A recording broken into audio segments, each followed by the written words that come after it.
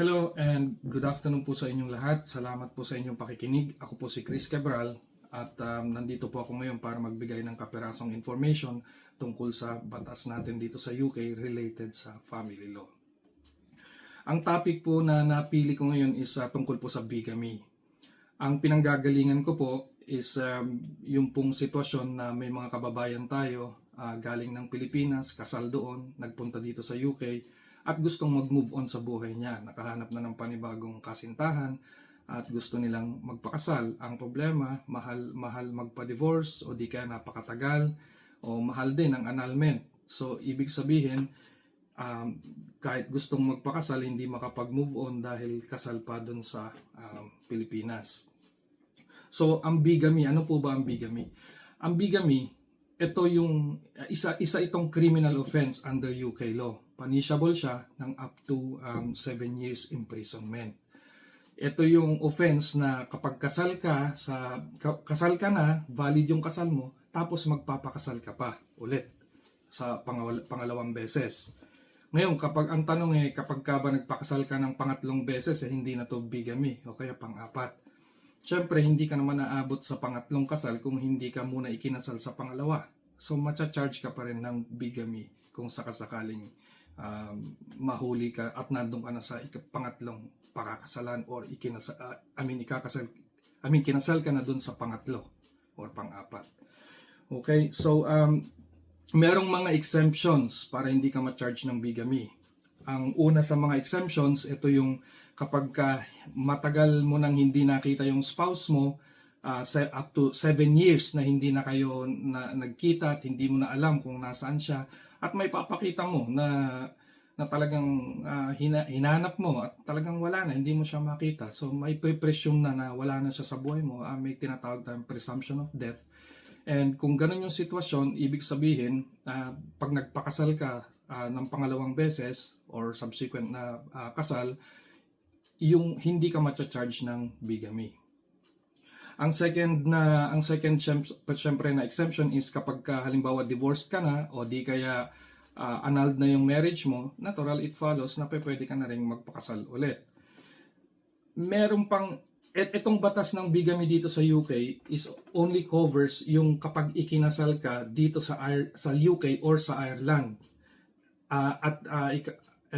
Pagka ikaw ikinasal sa ibang bansa at hindi ka naman British subject, hindi siya sakop ng batas ng bigamy. Ibig sabihin, hindi ka pwedeng ma-charge ng bigamy dahil kinasal ka sa ibang bansa. Ang example niyan is kapag kinasal ka halimbawa sa Australia o di kaya sa Canada or sa Belgium.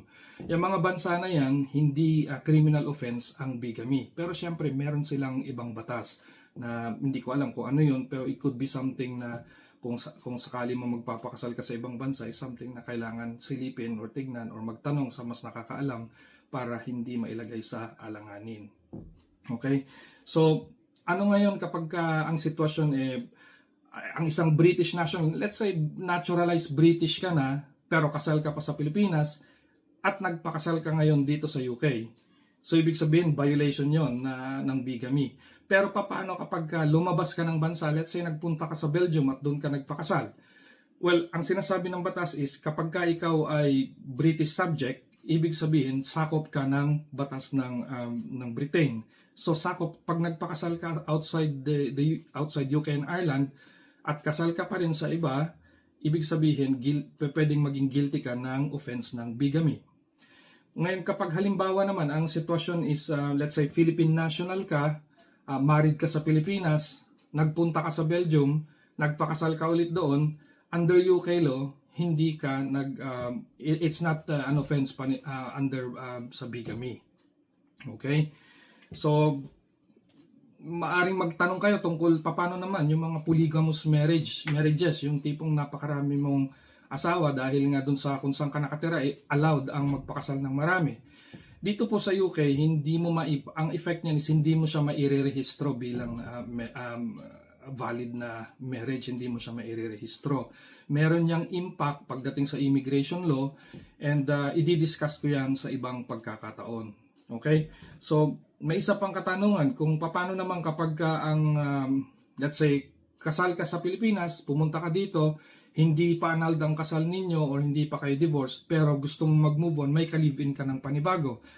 At ano naman ang effect nun in terms of bigamy? Hindi siya sakop ng bigamy, sakop siya ng tinatawag na adultery. Ang adultery ay hindi siya criminal offense dito sa UK.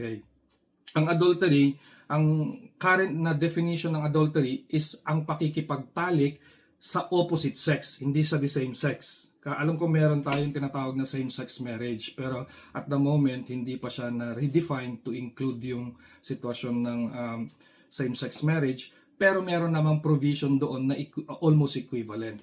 So ang ibig sabihin niyan, kapag ka isa kang babae, nakipagtalik ka sa kapwa mo babae at kasal ka, it doesn't fall under adultery. Pero kapag nakipagtalik ka sa opposite sex at kasal ka, yan, papasok yan sa adultery. Albeit na ang adultery, katulad ng sinabi ko, hindi siya hindi siya criminal offense. Originally, ang adultery is a ground for divorce. Ngayon kasi iba na ang divorce procedure na ngayon is it's a no fault based, so medyo iba, although relevant pa rin. Okay. So paano naman ngayon kapag ikaw napagbintangan ng bigamy? Ano naman ang pwede mong gawin? Ang pwede mong gawin, pwede mo namang kasuhan yung nagbintang sa'yo ng defamation. Yung nagbintang sa'yo, pwedeng magkaroon ng civil liabilities.